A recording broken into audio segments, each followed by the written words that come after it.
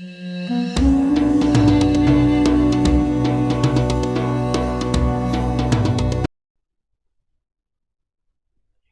رب العالمین والصلاة والسلام علی سید الانبیاء والمرسلین اما بعد فاعوذ باللہ من الشیطان الرجیم بسم اللہ الرحمن الرحیم الصلاة والسلام علیک یا رسول اللہ وعلی آلک وصحابک یا حبیب اللہ الصلاة والسلام علیک یا رحمۃ للعالمین وعلی آلک وصحابک یا خاتم النبیین۔ حمد و صلات کے بعد حضور نبی کریم صلی اللہ تعالی علیہ وسلم پر درود پاک پڑھنے کے حوالے سے بہت ہی پیاری روایت پیش خدمت ہے۔ حضرت علی المرتضیٰ شیر خدا کرم اللہ تعالی وجہ الکریم فرماتے ہیں کہ بندہ جب دعا کرتا ہے تو دعا کرنے والے ہر شخص کی دعا پر ایک پردہ ہوتا ہے، یہاں تک کہ جب وہ محمد اور آل محمد پر درود پڑھتا ہے، یعنی جب وہ نبی کریم صلی اللہ تعالی علیہ وسلم پر اور آپ کی آل پر درود پڑھتا ہے تو وہ پردہ ہٹ جاتا ہے اور استجاب اور قبولیت کی طرف جو ہے وہ دعا اٹھنا اور بڑھنا شروع ہو جاتی ہے۔ تو معلوم ہوا کہ دعا کی قبولیت کا ایک سبب جو ہے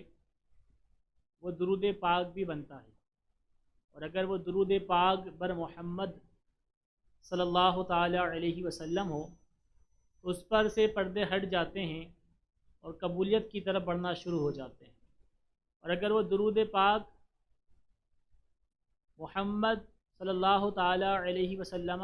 کے طفیل آل محمد صلی اللہ تعالی علیہ وسلم پر بھی پڑھا جائے تو پھر یوں کہہ لیں کہ قبولیت کے دروازے تک پہنچ جاتے ہیں۔ جب بھی دعا مانگے تو اس سے پہلے اور آخر میں درود پاک پڑھ لیا کریں، اور درود ایسا پڑھا کریں جس میں آپ کے اصحاب پر اور آپ کی آل پر بھی درود بھیجا جاتا ہو، جیسا کہ الصلاۃ والسلام علیک یا رسول اللہ، تو اس میں آپ کے اصحاب کا بھی ذکر ہے اور آپ کی آل کا بھی ذکر ہے۔ حصول برکت کے لیے ایک مرتبہ درود پاک پڑھ لیتے ہیں۔ صلو علی الحبیب بقلبی کا یطیب صلی اللہ تعالی علی محمد صلاۃ وسلام علیک یا سیدی یا رسول اللہ۔ علماء کرام، سعادت عظام اور شان اسلام چینل کے ناظرین، ماہ رمضان کی خصوصی نشریات سلسلہ بہر رمضان میں آپ کو پھر ایک بار خوش آمدید کہتے ہیں، اور آج ہم بات کریں گے انشاءاللہ تعالی عزیز اپنے اس پیارے سلسلے میں جو آپ کی محبتوں اور شفقتوں اور عنایتوں میں اور آپ کے پسند کرنے سے الحمدللہ سلسلہ عروج پر ہے، اور آپ لوگ اسے دیکھتے ہیں، کمنٹس کرتے ہیں، شیئر کرتے ہیں، یہ ساری چیزیں ہوتی ہیں تو الحمدللہ، اور آپ اس سلسلے میں کی جانے والی گفتگو پر عمل پیرا ہوتے ہیں یقیناً، اور آپ اس کے متعلق پھر اپنے کمنٹس میں سوال وغیرہ بھی کرتے ہیں، ایک بہت اچھی بات ہے، دلچسپی رکھتے ہیں، انٹرسٹڈ ہیں آپ اس حوالے سے۔ تو آج انشاءاللہ ہم بات کریں گے اپنے اس سلسلے میں آل رسول کے حوالے سے، اولاد رسول کے حوالے سے۔ تو اپنے سلسلے کا آغاز کرتے ہیں نعت مصطفیٰ صلی اللہ تعالی علیہ وسلم سے، اور ہمارے پاس نعت خواہ موجود ہیں تو انشاءاللہ ان سے سنتے ہیں نعت مصطفیٰ، دیکھتے ہیں کہ وہ ہمیں نبی کریم صلی اللہ تعالی علیہ وسلم کی بارگاہ میں کیا سناتے ہیں۔ میرے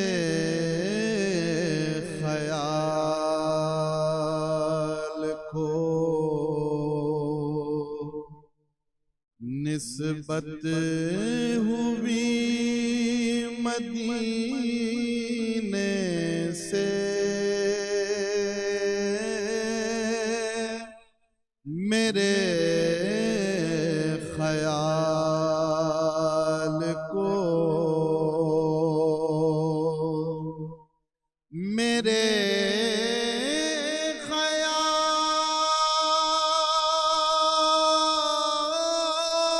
خیال کو نسبت ہوئی مدینے سے،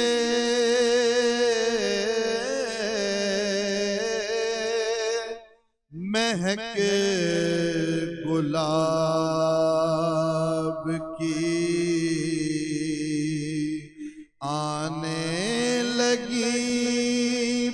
پسینے سے مہک گلاب کی آنے لگی پسینے سے میرے خیال کو نبی کا نام اگر لو تو اس قرینے سے نبی کا نام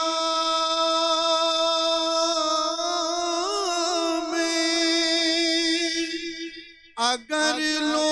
تو اس قرینے سے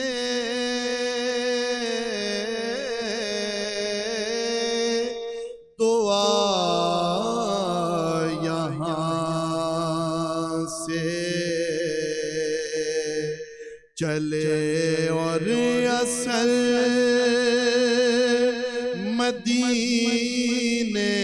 سے دعا یہاں سے چلے اور اصل مدینے سے میرے خیال کو نبی کی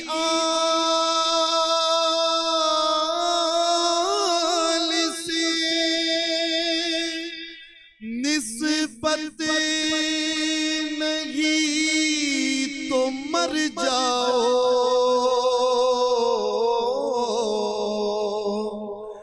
نبی کی آل سے نسبت نہیں تو مر جاؤ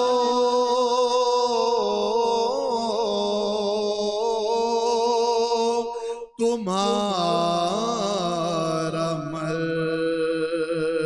نہیں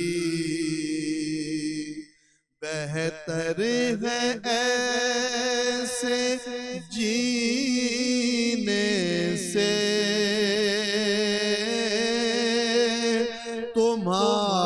تمہارا مر نہیں بہتر ہے ایسے جینے سے میرے خیال کو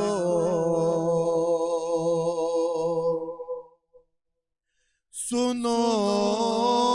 وہ آتش دوزخ میں ڈوب جاتا ہے سنو وہ آتش دوزخ میں ڈوب جاتا ہے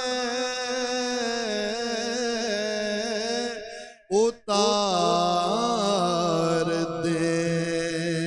جسے آل نبی سفینے سے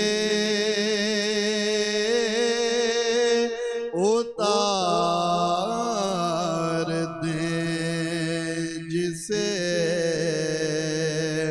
آل نبی سفینے سے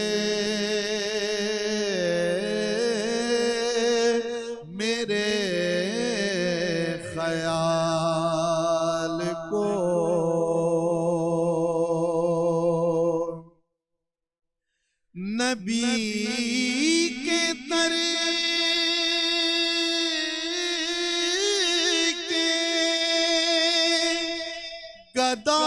کر رئیس ہے محسن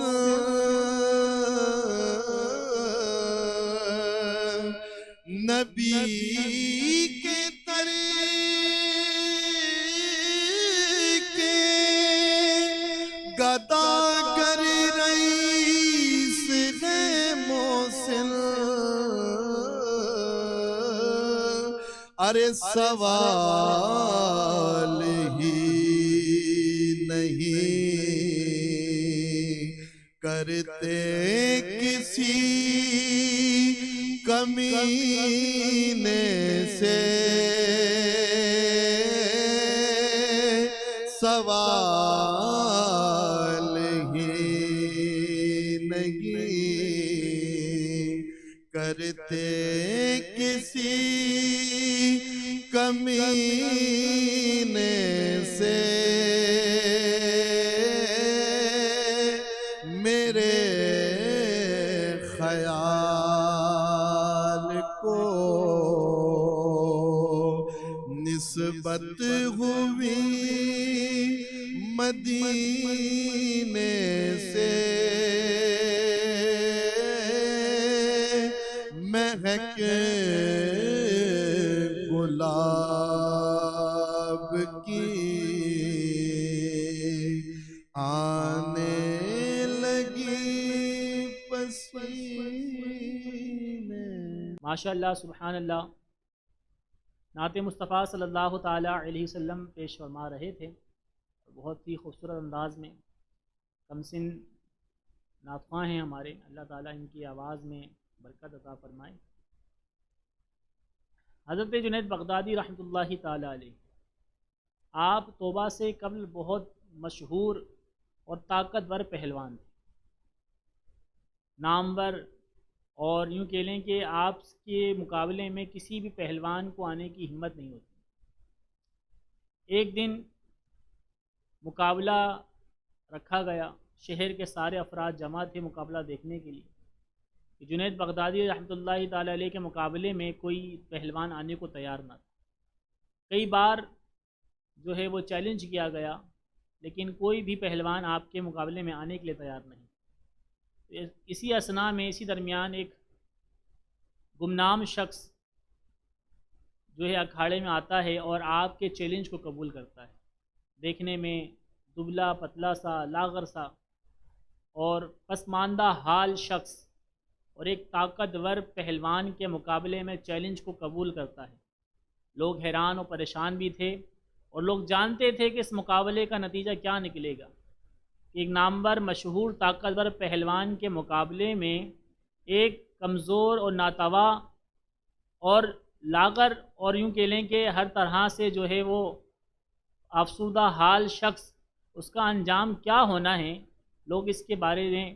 سوچ رہے تھے. لیکن بہرحال مقابلہ شروع ہوتا ہے اور جیسے ہی مقابلہ شروع ہوتا ہے وہ کمزور اور ناتواں شخص پہلوان کے کان میں کچھ یوں کہتا ہے کہ میں آل رسول ہوں، رسول کی اولاد میں سے ہوں، اولاد علی ہوں. اگر آج کا مقابلہ آپ میرے مقابلے میں ہار جاتے ہیں اور یہاں کی جو جیتی ہوئی رقم ہوگی، جو انعام کی رقم ہوگی وہ مجھے مل جائے گی تو اس سے میں اپنے گھر والوں کے لیے کچھ کھانے پینے کا سامان لے لوں گا. اولاد علی آل نبی جو ہے کئی عرصے سے بھوک اور فاقے کا شکار ہے. میرے گھرانے نے کبھی پیٹ بھر کے جو ہے شکم پیٹ کھانا نہیں کھایا. آج فاقوں کی نوبت اتنی زیادہ ہے کہ کئی دنوں سے ہم نے کھانا نہیں کھایا اور ہماری بھوک کی کیفیت بہت زیادہ بڑھتا رہی. اگر آپ یہ مقابلہ ہار جائیں گے تو بروز محشر میں آپ سے اپنے نانا جان کی بارگاہ میں جو ہے آپ کے لیے جو ہے شفاعت کی درخواست کروں. اور آج آپ دنیا میں جو مجھے انعام دلوائیں گے اس کے عوض میں آپ کو ایسا انعام دلواؤں گا کہ جو آپ کی دنیا اور آخرت دونوں کو سنوار دے گی. یہ الفاظ اس کمزور ناتواں شخص کے تھے جو کہ اولاد نبی آل رسول تھا. اور جب جنید بغدادی رحمۃ اللہ تعالی علیہ نے یہ الفاظ سنے تو آپ پہلے دم بخود رہ گئے اور آپ پر سختہ طاری ہو گیا، اور اسی اثناء میں اس کمزور ناتوا شخص نے آپ کو زمین پر پچھاڑ دیا۔ زمین پہ پچھاڑنا تھا کہ مشہور اور طاقتور پہلوان کو لوگ چھوڑ کر اس کمزور شخص کو گودوں میں اٹھائے، کندھوں پہ اٹھائے اور شور و غل میں مچاتے ہوئے اسے انعام تک لے گئے اور اسے ڈھیر سارا انعام دیا گیا۔ اب جنید بغدادی رحمۃ اللہ تعالی علیہ جو پہلے ابھی چند ساعت پہلے ہی مشہور پہلوان تھے، چند ساعت پہلے آپ کے جو ہے نام کا شہرہ تھا، آپ کو لوگ تنہائی میں چھوڑ کر چلے گئے۔ آپ اسی اثناء میں اسی درمیان اٹھتے ہیں اور اپنے گھر کی طرف چلتے ہیں۔ وہ شہزادے اس آل رسول کی بات، وہ گفتگو آپ کے کانوں میں بار بار جو ہے وہ دہرائی جاتی، آواز آتی جاتی، اور آپ اسے غور سے جو ہے وہ اس میں غور و فکر کر رہے ہوتے ہیں۔ آپ گھر کے دروازے پہ پہنچتے ہیں، دروازہ کھولتے ہیں، گھر کے اندر داخل ہوتے ہیں، بستر پہ لیٹتے ہیں لیکن نیند نہیں آتی، ہر چند کوشش کرتے ہیں لیکن نیند نہیں آتی۔ پھر رات کے کسی حصے میں آپ کی آنکھ لگ جاتی ہے تو آپ کیا دیکھتے ہیں کہ محشر کا میدان برپا ہے، لوگ نفسا نفسی کے عالم میں ہیں۔ اتنے میں ندا آتی ہے کہ سرکار نامدار مدینے کے تاجدار صلی اللہ تعالی علیہ وسلم کی سواری آ رہی ہے، اور پھر جنید بغدادی رحمۃ اللہ تعالی علیہ جب پیچھے گھوم کے دیکھتے ہیں تو واقعی حقیقتاً سرکار مدینہ صلی اللہ تعالی علیہ وسلم کی سواری ان کے قریب آ پہنچی ہوتی ہے۔ حضور ان کے ماتھے کا بوسہ دیتے ہیں، ان کے سر پر امامہ سجاتے ہیں اور کہتے ہیں کہ تم نے میری اولاد کے لیے جو قربانی دی ہے اس کا انعام ہم تمہیں دنیا میں بھی دیں گے۔ تم نے اپنی شہرت کو جو ہے خاک میں ملایا ہے، ہم تمہیں ازلی جو ہے شہرت سے تمہارے کو بہرہ مند کریں گے۔ اور پھر یہ خواب جیسے ہی ٹوٹتا ہے تو آپ دیکھتے ہیں کہ دروازے پہ کوئی دستک دے رہا ہے۔ جب دروازہ کھول کے دیکھتے ہیں تو وہاں پر سینکڑوں مسلمان جو ہے آپ کے ہاتھ پر بیعت کرنے کے لیے، آپ کا دیدار کرنے کے لیے لوگ جمع ہوتے ہیں۔ حضرت جنید بغدادی رحمۃ اللہ تعالی علیہ کی توبہ کا یہ ایک اہم واقعہ جو ایک آل رسول پر یوں کہہ لیں کہ خاص انعام کرنے کے حوالے سے آپ پر ہوا کہ آپ نے اپنی شہرت اس آل رسول، اس آل نبی کی قدم پر قربان کر دی، اور پھر اللہ تعالیٰ نے آپ کو ولایت کا تاج عطا فرمایا۔ نبی کریم صلی اللہ تعالیٰ علیہ وسلم نے آپ کو ولایت کا شہنشاہ بنا دیا۔ جی ہاں، سادات کرام کی تعظیم کرنا، ان کی توقیر کرنا، یہ تمام مسلمانوں پر لازم ہے اور یہ واجب ہے۔ سادات کرام اولاد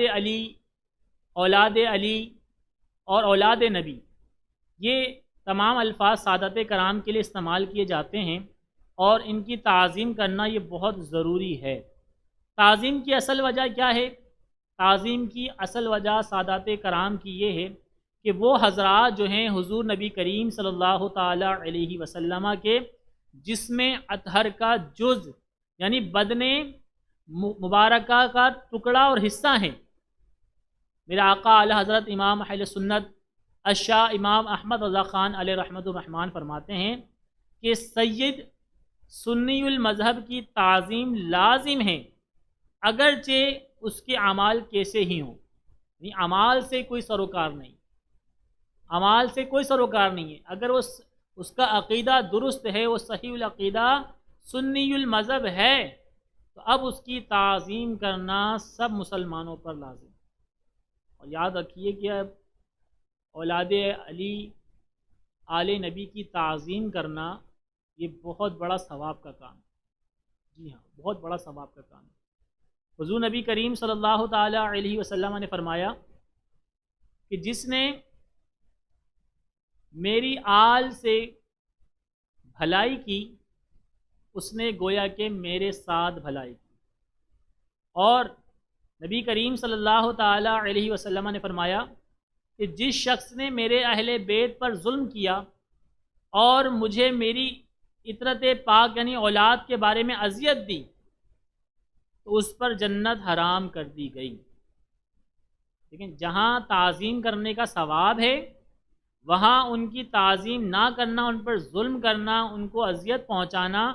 اس کی وعید ہے کہ وہ جہنم میں داخل کیا جائے گا، جنت اس پہ حرام کر دی جائے گی۔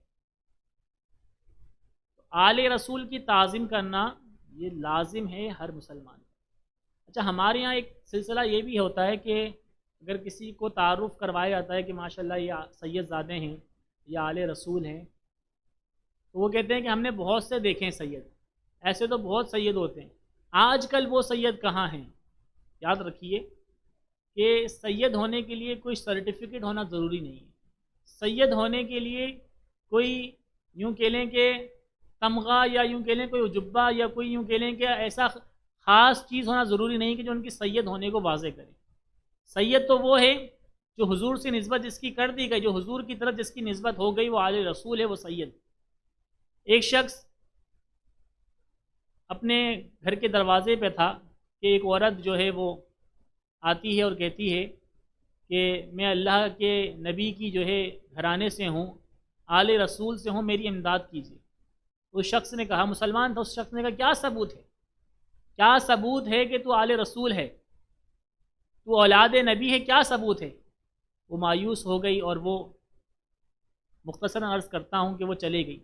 رات میں جب یہ شخص سوتا ہے، خواب میں دیکھتا ہے کہ محشر برپا ہو گئی ہے، نفسا نفسی کا عالم ہے، لوگ اپنی شفاعت کے لیے حضور کے پاس جا رہے ہیں، یہ شخص بھی جاتا ہے اور کہتا ہے حضور میں بھی آپ کا امتی ہوں، میری بھی شفاعت فرمائیے۔ تو حضور نے فرمایا کہ کیا ثبوت ہے کہ تو میرا امتی ہے؟ تو سید کے لیے کوئی ثبوت کی حاجت نہیں ہوتی ہے۔ سیدی اعلیٰ حضرت رحمۃ اللہ تعالی فرماتے ہیں جو سید ہے اس کی تعظیم کی جائے گی، نہ تو اس کا نسب نامہ مانگا جائے گا، نہ اس کا شجرہ مانگا جائے گا۔ جو سید ہے اپنے آپ کو کہلاتے ہیں، جو سید مشہور ہیں، ان کی تعظیم کی جائے گی۔ لہٰذا آپ اپنے آس پڑوس میں، ارد گرد میں آپ یہ دیکھیں کہ آل رسول اگر ہیں تو ان کی تعظیم کی جائے۔ اچھا، تعظیم کیسے کی جائے؟ اب یہ بھی ایک بڑا مسئلہ ہے نا کہ تعظیم کی کیسے جائے۔ تعظیم کرنی ایسی ہے کہ مثال کے طور پر آپ کہیں مجلس میں بیٹھے ہیں، کہیں محفل میں بیٹھے ہیں، کہیں آپ بیٹھے ہوئے ہیں اور اتنے میں کوئی آل رسول سید زیادہ تشریف لے آتا ہے تو آپ اس کی تعظیم کے لیے کھڑے ہو جائیں۔ اچھا، یہ بھی نہیں ہے کہ آپ کس عمر میں ہیں اور وہ کس عمر میں ہیں، یہ بھی اس کا بھی لحاظ نہ ہو۔ اگر وہ 7 سال کا بچہ ہے اور آپ 25 سال کے جو نوجوان ہیں، یا وہ 7 سال کا بچہ ہے اور آپ 50 سال کے بوڑھے ہیں، تو آپ تعظیم میں کھڑے ہو جائیے، کیونکہ آپ نے تو تعظیم در حقیقت کس کی کرنی ہے؟ رسول اللہ کی تعظیم کرنی ہے۔ وہ آل رسول جو ہے وہ حضور نبی کریم صلی اللہ تعالی وسلم کے جسم اطہر کا حصہ ہے، ٹکڑا ہے، اور آپ کو اس سید زادے کو حضور سے نسبت ہے، آپ تو نسبت کی تعظیم کریں گے نا، آپ تو اس کی عمر کی یا اس کی شخصیت کی تعظیم تھوڑی کریں گے۔ جو آل رسول ہیں ان کی تعظیم اس طریقے سے کیجیے۔ پھر جب تک وہ کھڑا ہے، جو سید زادے جب کھڑے ہیں تو اس وقت تک آپ بیٹھے نہیں، اپنی اچھی سے اچھی چیز جو ہے ان کو پیش کریں۔ اور یاد رکھیے کہ جو سعادت کرام کے ساتھ بھلائی کرتا ہے تو اللہ تبارک تعالیٰ اسے انعام بھی عطا فرماتا ہے۔ جیسا کہ آپ نے بھی سنا جنید بغدادی رحمۃ اللہ تعالیٰ علیہ کا واقعہ، کہ جنید بغدادی رحمۃ اللہ تعالیٰ علیہ نے تعظیم کی تو اللہ تبارک تعالیٰ نے دنیاوی شہرت انہوں نے زائل کی نا، لیکن اللہ تعالیٰ نے ان کو دنیاوی شہرت بھی عطا فرمائی اور ولایت کا شہنشاہ بھی بنایا۔ تو سید زادے کی اگر آپ تعظیم کریں گے، ان پر کچھ قربان کریں گے، تو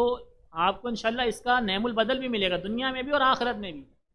اور یاد رکھیے کہ حضور نبی کریم صلی اللہ تعالیٰ علیہ وسلم نے فرمایا کہ میں تمہیں 2 چیزیں چھوڑے جا رہا ہوں۔ حجۃ الوداع کے موقع پر مسلم شریف کی حدیث مبارکہ ہے، حضور نبی کریم صلی اللہ تعالیٰ علیہ وسلم نے فرمایا میں تمہیں 2 چیزیں چھوڑے جا رہا ہوں، اللہ کی کتاب اور میرے اہل بیت۔